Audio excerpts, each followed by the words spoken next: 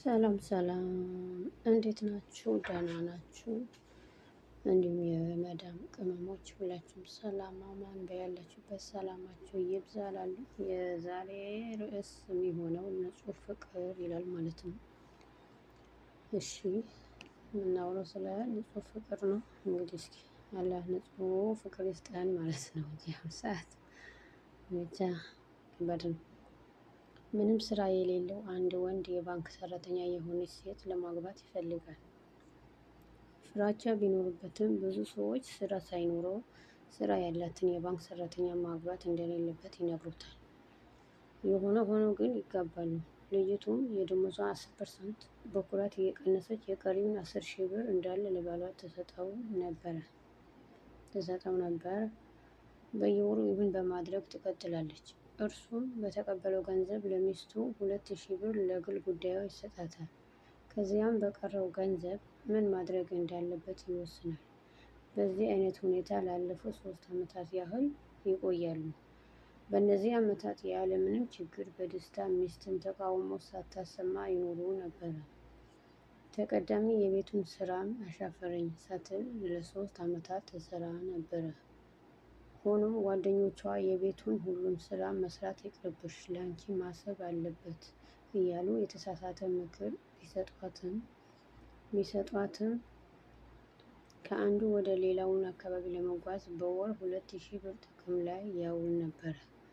በመጨረሻ በጥሩ ኩባንያ ተቀጠረ። ደሞዙም ለመነሻ የሚሆን በየወሩ 25,000 ብር ነበር ማለት ነው ባሏ።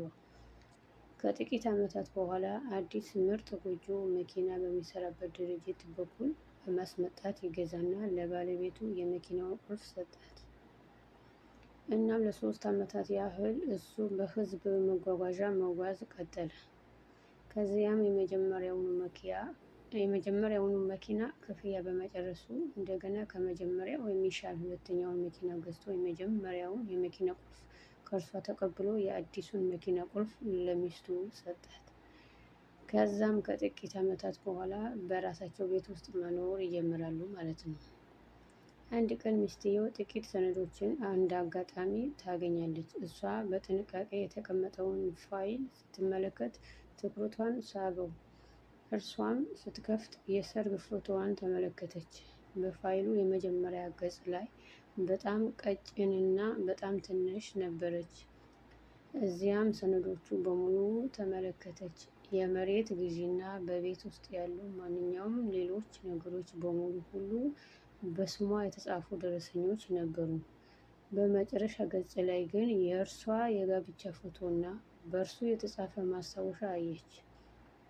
እንዲህም ይላል፣ ሚስቴ የኔ ሁሉም ነገር ናት። የዚህ ቤት ዋጋ እንኳን አይተካላትም። እርሷ በ100 ሚሊዮን ብር አላገኛትም ይላል ማለት ነው። ያገኘችው ደረሰኝ እንባ በዓይኖቿ በመንከባለል ጀምረዋል። እነዚህ ባልና ሚስት በ1997 ተጋቡ። በ3 ልጆች ተባርከዋል። እውነተኛ ፍቅር እስከ ዛሬ ድረስ ይኖራል። አሁን ወደ እርስዎ እንምጣ።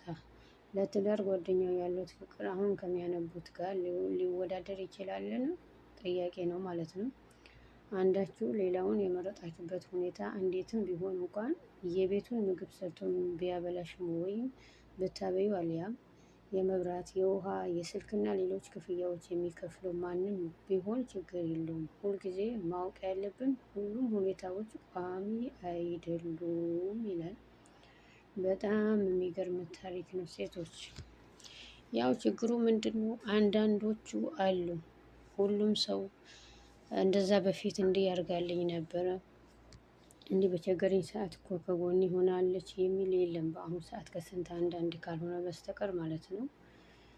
በፊት ነበር፣ አሁን ላይ እንጃ። ብቻ ከስንት አንዱ ሊኖርም ይችላል። በእርግጥ ያው አሁን ሰው ከባድ ሆነዋል። የተሻለ ነገር ሲያገኝ ወደ ተሻለ ቦታ ለመሮጥ ይቸኩላሉ ማለት ነው አሉ። አብዛኛው አሁን እንደዛ ነው የጀመሩት። ብቻ የሆነ የሚፈልጉት ነገር ካገኙ በኋላ የሚሸሹ ሰዎች አሉ። አላህ ከእንደዚህ አይነት ሰዎች ይጠብቀን ማለት ነው።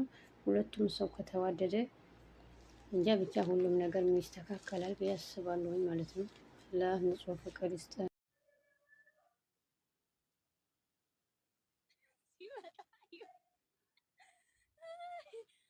ጋድ ጥቁር ይመስላል ማለት ነው። ልክ ምስመሻት አልመሰለኝም። ከዚህ እስኪ ኦ ኦ ኦ ኦ ኦ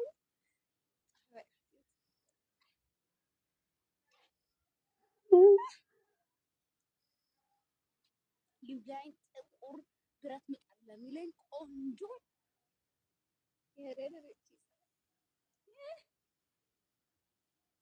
ኧረ ነፈስኩ በለኝ ነጠው እስኪ እስኪ ወይ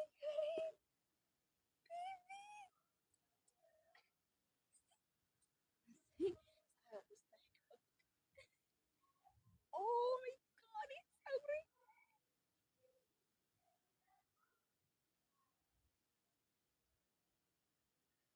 ሲመጣ ኦ ማይ ጋድ ጥቁር ይመስላል ማለት ነው።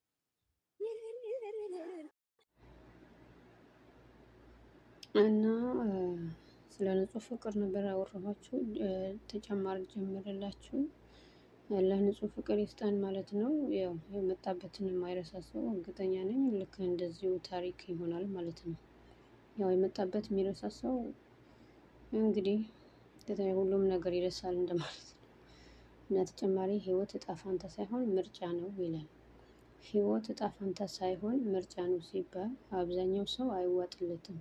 ህይወት ምርጫ ከሆነ ሰው እንዴት ድሃ ለመሆን ይመርጣል የሚል ጥያቄም ይነሳል። ህይወት ምርጫ ነው ስንል አሁን ቀላሉን ስራ ሰርተን ህይወትን ከባድ ከማድረግ አሁን ከባዱን ሰርተን ህይወትን ቀላል በማድረግ መሀል የሚመረጥ ፈቃድ አለን ማለት ነው። ለሀብት እየሰራን ካልሆነ በተቃራኒው ለድህነት እየሰራን ነው። ለጤና እየሰራን ካልሆነ ለበሽታ እየሰራን ነው ማለት ነው። ዛሬ ምንም ላይ እንሁን ምን ትላንት የመረጥነው ትላንት የወሰንነው ነገር ነው። በትክክል እሺ ራስህን አትጥላ ይላል ማለት ነው።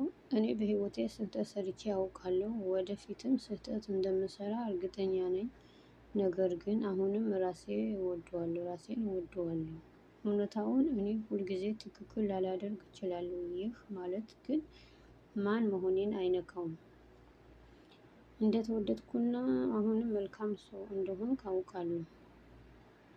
ከሀፍረት ነፃ የሆነ አዲስ ነጻነት መለማመድ ትችላለህ። ፈጣሪ እንደወደደ ስታስተውል ስራህን ጤናማና ሚዛናዊ በሆነ መንገድ መወደድ ትጀምራለህ። ራስህን መውደድ ስትጀምር ሌሎች ሰዎች አንተን መውደድ ይጀምራሉ። ራስን መውደድ ማለት በትዕቢት መሞላት ማለት አይደለም። በቀላሉ ፈጣሪ አንተን እንድትሆን የፈጠረህን ማንነት መቀበል ማለት ነው። ሁላችንም በባህሪያችን ለውጥ እንፈልጋለን። ነገር ግን ፈጣሪ እንደፈጠረን ራሳችን መቀበል በስሜታችን ጤናማ እንድንሆንና ለውጥ እንድናመጣ ወሳኝ ነገሮች ራሳችን መውደድን ብንችልበት ሀፍረትን መሰረት ያደረግን ተፈጥሮ እንድናሸንፍ ያግዘናል ማለት ነው። እኔ ማውቀው አለማወቄን ነው ይላል። ብዙ ነገር ለመማር መሞከር እይታህን